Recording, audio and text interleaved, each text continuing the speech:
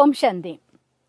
ജീവിതത്തിൽ പേരും പ്രസിദ്ധിയും ഒപ്പം ധനവും ജനവും എല്ലാം നമ്മുടെ കൂടെ വേണം എന്ന് ആഗ്രഹിക്കാത്തവരാരും ഉണ്ടായിരിക്കില്ല. പക്ഷെ ഇന്ന് ഞാൻ നിങ്ങൾക്ക് പറഞ്ഞുതരാൻ പോകുന്ന ഒരു ചെറിയ ടെക്നിക്ക്, ഒരു കാര്യം ഞാൻ ആദ്യം പറയുകയാണ്. ഏതൊരു കാര്യവും നമുക്ക് സ്വന്തമാക്കണമെങ്കിൽ ആദ്യം നമ്മൾ ഉറപ്പിക്കേണ്ട ഒരു കാര്യം ഇതൊന്നും നമ്മുടെ അല്ല എന്നുള്ളതാണ്. ഏതൊരു കുഞ്ഞിനെ പിടിച്ചു വെക്കാൻ ശ്രമിക്കുന്നുണ്ടോ ആ കുഞ്ഞ് നിങ്ങളുടെ കയ്യിൽ നിന്ന് പെടഞ്ഞോടി പോവാനാണ് നോക്കുക. കൊച്ചു കുഞ്ഞുങ്ങളുടെ കാര്യം തന്നെ എടുത്ത് നോക്കിയേ, ശരിയല്ലേ ഞാൻ പറഞ്ഞത്? നമുക്ക് പരിചയമില്ലാത്തൊരു കുഞ്ഞിനെ നമുക്ക് സ്നേഹിക്കാൻ വേണ്ടി ആദ്യം ആ കുട്ടി അങ്ങ് വാരിയെടുത്തത് കൊണ്ട് ആ കുട്ടി നമ്മുടെ ആവാറില്ല. കയ്യിൽ നിന്ന് കുടഞ്ഞു ഓടാൻ അത് ശ്രമിക്കും.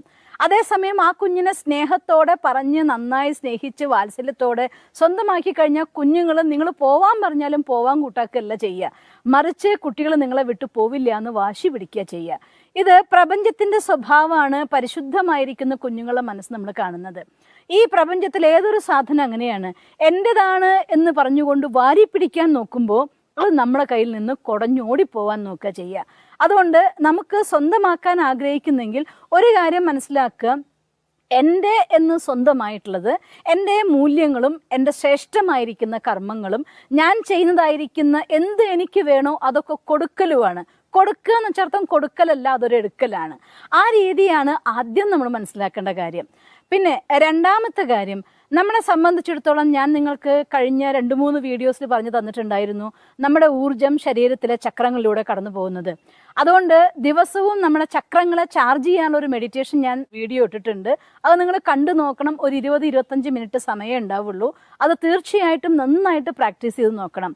പിന്നെ ചെയ്യേണ്ട വേറൊരു കാര്യം എന്താണെന്ന് വെച്ചാൽ, കഴിയുമെങ്കിൽ ഒരു 10 മിനിറ്റ് സമയം ഉദയസൂര്യൻ്റെ മുന്നിൽ നമ്മുടെ നാഭി ചക്രത്തിന് വെയിലടിപ്പിക്കുന്നത് നല്ലതാണ്. കാരണം ആ ചക്രം ആക്റ്റീവ് ആവാൻ അത് സഹായിക്കും. പിന്നെ ഞാൻ സുഖസാഗരനാന്ന് വിചാരിക്കുക. ഒരാളുടെ കയ്യിൽ എല്ലാ സാധനങ്ങളും വന്നാൽ പറയും അതൊരു സുഖത്തിൻ്റെ സാഗരാണ് അവൻ്റെ ലൈഫെന്ന്. അത് നമ്മൾ തിരിച്ചു വിചാരിക്കുക, ഈ പ്രപഞ്ചത്തിൻ്റെ മുഴുവൻ സൃഷ്ടാവായിരിക്കുന്ന ഭഗവാൻ സുഖസാഗരനുമാണ്. അതേസമയം എല്ലാത്തിൽ നിന്നും ഒന്നുപോലും ഉപയോഗിക്കാതെ മാറി നിൽക്കുന്ന ഭിന്നനുമാണ്.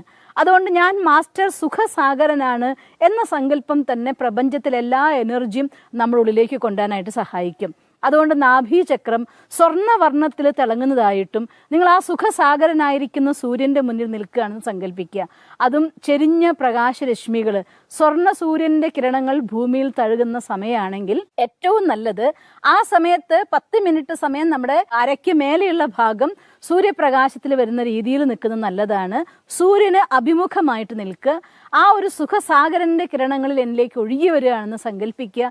ശരീരം മുഴുവൻ സ്വർണ്ണവർണ്ണത്തിലുള്ള പ്രഭാമണ്ഡലം കൊണ്ട് നിറയുന്നതായിട്ടും ശരീരത്തിലെ ഓരോ കോശങ്ങളും അതിൻ്റെ സമ്പൂർണ്ണ പരിശുദ്ധ അവസ്ഥയിൽ പരസ്പരം ഒരു സ്വർണിമ അവസ്ഥ ചിലർത്ത് ഏറ്റവും പ്യൂറസ്റ്റ് ആയിരിക്കുന്ന അവസ്ഥയിലേക്ക് ശരീരം മാറുന്നതായി സങ്കല്പിക്കുക. എന്നിട്ട് ഞാൻ മാസ്റ്റർ സുഖസാഗരനാണെന്ന് സങ്കല്പിക്കുക. ഈ ചക്രം ആക്റ്റീവ് ആവുന്നതോടുകൂടി ധനം, പേര്, പ്രസിദ്ധി ഇതൊക്കെ വളരെ വേഗം നിങ്ങളിലേക്ക് ആകർഷിക്കപ്പെടും. മനസ്സിൻ്റെ ഉള്ളിൽ നിന്ന് എനിക്കില്ല എന്നുള്ളൊരു ഫീലിംഗ് ഇല്ലാതാവും. ആ ഒരു സമ്പന്നത, സംതൃപ്തി അനുഭവപ്പെടാൻ തുടങ്ങും. ഇത് നിങ്ങൾക്ക് ജീവിതത്തിലെ എല്ലാ തടസ്സങ്ങളും ഇല്ലാതാക്കി വളരെ വേഗം എനർജിയും ഊർജവും വസ്തുവും വ്യക്തിയും ഒക്കെ ആകർഷിക്കപ്പെടാനതായിട്ടുള്ള നല്ലൊരു വിദ്യയാണ്. അതുകൊണ്ട് ഇത് ചെറിയൊരു കാര്യമാണ്. തീർച്ചയായും നിങ്ങൾ ചെയ്തു നോക്കുമെന്ന് ഞാൻ വിശ്വസിക്കുന്നു. നിങ്ങളുടെ അടുത്തേക്ക് ധനവും പേരും പ്രസിദ്ധിയൊക്കെ വന്നുകൊണ്ട് ആഗ്രഹിക്കുന്ന ഒരു ഡ്രീം ലൈഫ് നിങ്ങൾക്ക് നേടാൻ സാധിക്കട്ടെ എന്ന് ഞാൻ പ്രാർത്ഥിക്കുന്നു. ഓം ശാന്തി.